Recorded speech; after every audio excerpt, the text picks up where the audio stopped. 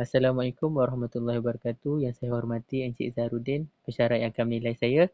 Saya perkenalkan, nama saya Muhammad Khairul Fitri bin Kamarul Baharin. Nombor pendaftaran 01 DKM18F1194. Saya daripada DKM6E. Tujuan video ini adalah untuk saya membentangkan laporan saya sepanjang latihan industri ini. Saya teruskan dengan latar belakang firma. Firma yang telah saya pilih iaitu Bol Multiplat Workshop ataupun lebih dikenali sebagai Goodyear Manjung. Bol Multiplat Workshop ini dibangunkan oleh Encik Rizal iaitu pemilik syarikat pada tahun 2018. Bol Multiplat Workshop adalah cawangannya kedua daripada 3 cawangan. Cawangan pertama adalah di Teluk Intan dan yang ketiga di Lekir. Setiap cawangannya bernaung di bawah nama Goodyear iaitu jenama tayar yang berasal daripada Amerika Syarikat yang setanding dengan Michelin dan juga Silverstone.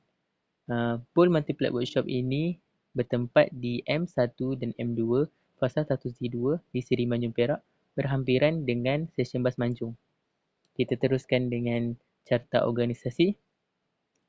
Semestinya Encik Rizal adalah orang yang mendarjui syarikat ini dan juga diikuti dengan Puan Nur Hayati iaitu pengurus di cawangan Seri Manjung dan disokong oleh 3 orang staf yang berpengalaman.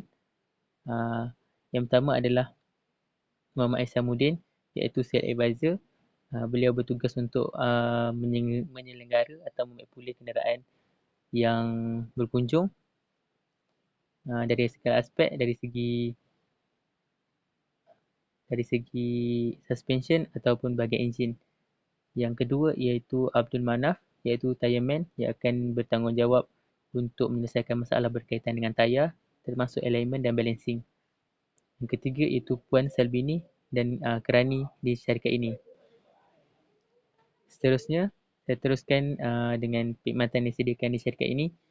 Yang pertama adalah kami menyediakan khidmat minor dan major dari segi servis.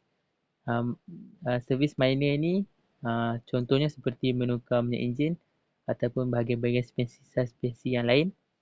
Manakala major ni lebih kepada overhaul atau menukar enjin yang lama kepada yang baru. Kami juga menyediakan khidmat penukaran tayar termasuk alignment dan balancing. Selain itu, kami juga menyediakan servis aircon ataupun dan juga flashing brake.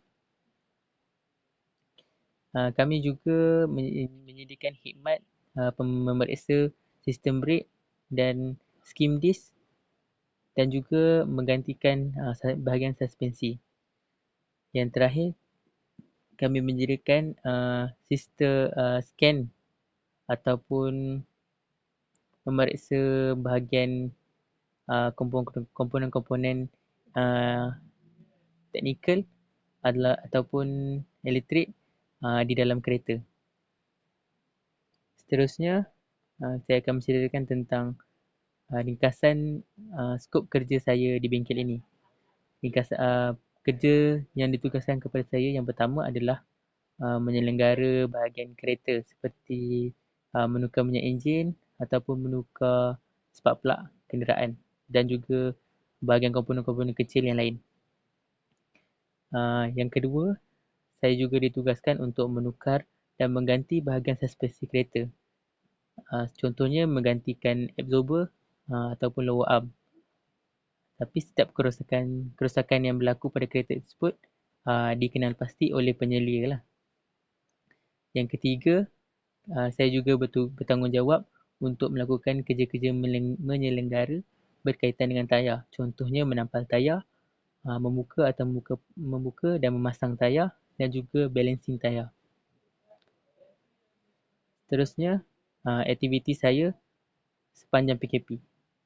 Saya diberi tugas oleh penyelia untuk mencari maklumat berkaitan dengan kerja-kerja menyelenggara dan membaiki kenderaan supaya lebih mudah ataupun mendapat lebih ilmu berkaitan dengan automotif ini.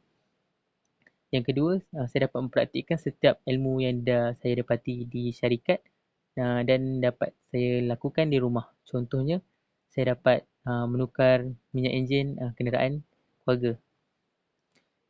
Yang ketiga, daripada ilmu-ilmu ataupun info-info yang saya dapat daripada internet, saya dapat melakukan kerja menyelenggara ataupun menukar komponen-komponen di motosikal sendiri. Contohnya, saya tukar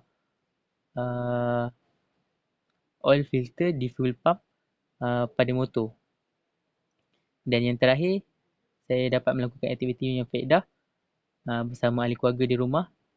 Contohnya berjoging. Saya teruskan dengan cadangan kepada pengguna. Cadangan pada pengguna yang pertama adalah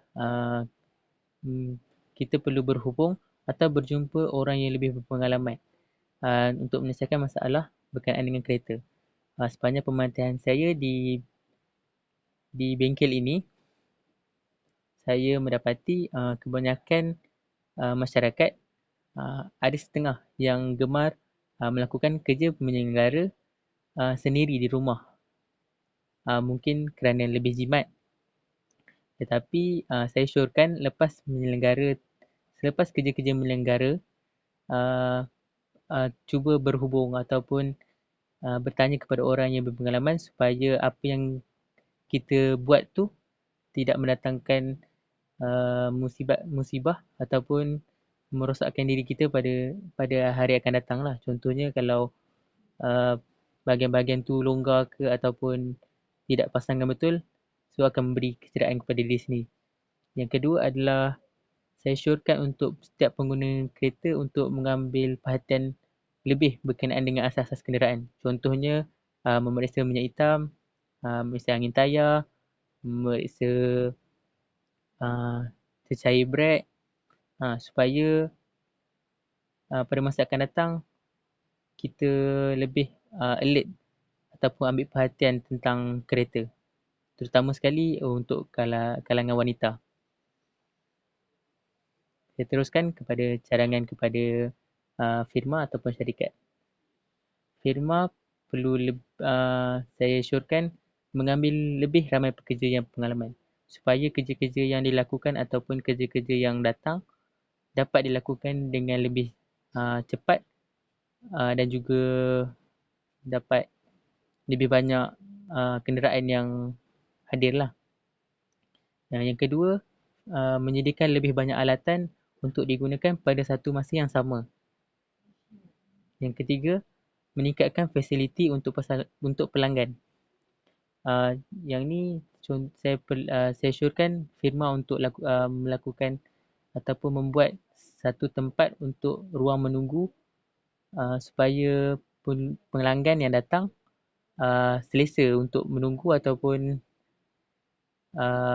tidak tidak tidak tidak tidak penat untuk menunggu jika dalam jangka tempoh masa yang lama. Yang keempat adalah menyelenggara setiap mesin yang digunakan.